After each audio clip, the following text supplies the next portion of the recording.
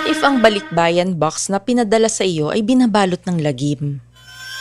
Ako nga pala si Abigail Villafuerte. Palayaw ko ay Abby, taga Montalban, Rizal at isang sekretary sa Makati.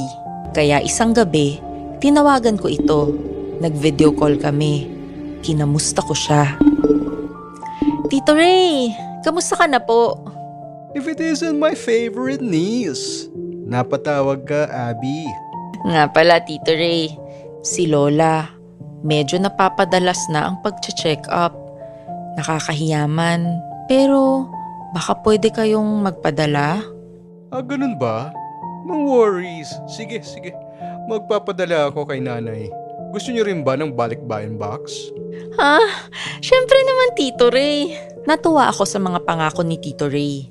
Kahit may ugali siya, alam kong malakas ako sa kanya. Makalipas ang ilang linggo, nagpadala na ito ng 50,000 pesos para kay Lola. At dumating rin ang balikbayan box na ipinangako niya. Excited akong buksan ito. Pagbukas ko ng box, inamoy ko muna. Sabi ko sa pamilya ko, yan ang amoy ng galing Europe. Tawang-tawa naman sila sa joke ko. Pero gulat na gulat rin ako sa pinadala ni Tito Ray. Hindi ko ito inaasahan. So far, sa lahat ng balikbayan boxes, ito ang pinakamagarbo sa lahat. Meron siyang Rolex para kay Lolo at may Gucci bag naman para kay Ate Elena. At para sa pinsan kong grade schooler na si Buboy, may bagong iPhone. At hulaan niyo kung anong nakuha ko. Isang Louis Vuitton na bag. The rest of the box ay puno naman ng mga imported groceries. Ang dami! Grabe, hindi ko ma-imagine na ganito pala ka-big time si Tito Ray. Magkano kaya ang sweldo niya sa Croatia?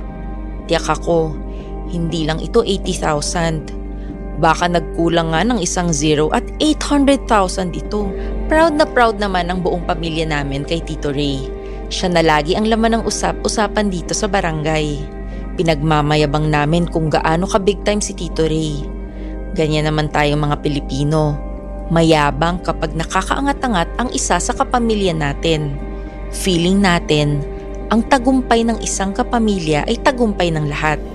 Lumipas ang ilang linggo, nawala bigla ang kasiyahan sa aming pamilya at nagkaroon kami ng trahedya.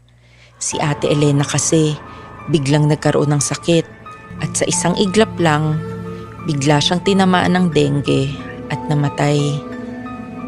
Matapos ang burol na at libing ni Ate Elena, tila hindi pa tapos ang kamalasan namin.